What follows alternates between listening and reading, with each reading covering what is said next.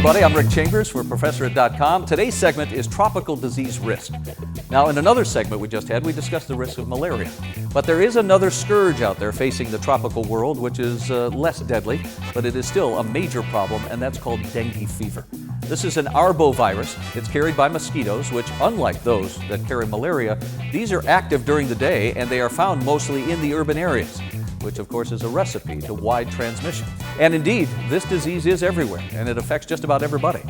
Fortunately, though, the disease is severe. Its symptoms include fever, debilitating pain, which I'm told actually feels like your bones are breaking, but this has a low mortality rate, thank goodness, at least the first time you get it. A second round, however, can produce a hemorrhagic variety, which is sometimes lethal. There's no vaccine for this, there's no therapy for it. So avoid getting bitten by a mosquito. Along with dengue fever, another common tropical disease is called bilharzia, or schistosomiasis. This is a waterborne parasite that is found in lakes and rivers in Africa, Asia, just about everywhere else really. So don't think you can avoid this problem simply by sticking to your Perrier or your beer. These parasites are very, very small. They drill, in fact, right through your skin. So you can catch it even by just washing your hands with infected water. Now, generally, the initial phase of this infection, it's kind of mild. It causes flu-like symptoms. But once the parasite travels around your whole body, it generally selects one of your organs that it likes best. Often it's the kidneys or the liver. Additionally, a persistent low-grade infection causes fatigue and other mild symptoms. The problem is the disease is likely to persist indefinitely, and in the long run, it can cause some serious scarring of the internal organs, leading to cancer and other bad outcomes.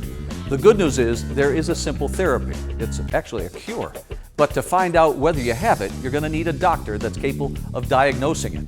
Now, I was unlucky enough to catch this disease in Africa and spent thousands at one of the 10 most famous American university hospitals, which was unable to determine the cause of my symptoms. Thankfully, I found a doctor at a hospital for tropical diseases in London who was able to help me confirm my diagnosis. By the way, knowing that I was at risk for this disease, I had already bought the medicine while in Africa, and it only cost me $3. A wise investment for those of you who are on the go. It's cheaper than the thousands, of course, that I wasted in the U.S., which wound up being of no help in the end. If I had stayed here, I might well be dead today. Now let's talk about meningitis. Meningitis is a rare but very severe bacterial infection that can kill in just a matter of hours. In America, it strikes usually in institutions like schools, military quarters, that type of thing. While travelers are unlikely really to encounter this disease, there are outbreaks each year in two areas of special travel interest. One of them is East Africa and then northern India. Travelers planning to visit these particular areas should consider being inoculated against this. Along with those infections, there are also food and waterborne pathogens to consider, especially amoebic and bacillary dysentery, typhoid, and others. Now, typhoid is a very serious disease that travelers to underdeveloped countries should consider taking prophylactic measures against. A vaccine does exist and should be used and updated according to the World Health Organization guidelines. Now, I wouldn't go anywhere off the beaten path without being certain that I was covered here. Now, regarding the amoebic and bacillary dysentery, these appear as severe forms of diarrhea, really, but each require a separate medicine.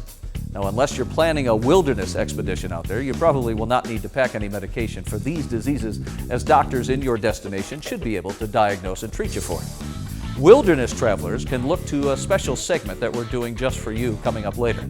But before we go, here's another disease group that we really need to discuss, and that's hepatitis. This is one of the most common disease names and one of the least understood. Hepatitis simply means an inflammation of your liver. Now, it could be caused by a virus, by drinking too much whiskey maybe, or by a kick in the ribs. The kinds that you have to worry about while traveling are caused by viruses, hepatitis A and hepatitis B. Now, hepatitis A is so common in the developing world that it used to be said that anyone who went to India, for instance, came back without catching it, they must have already had it earlier in life. In fact, it's possible to catch a mild case and get what's called a subclinical case, which in theory really can render a person immune.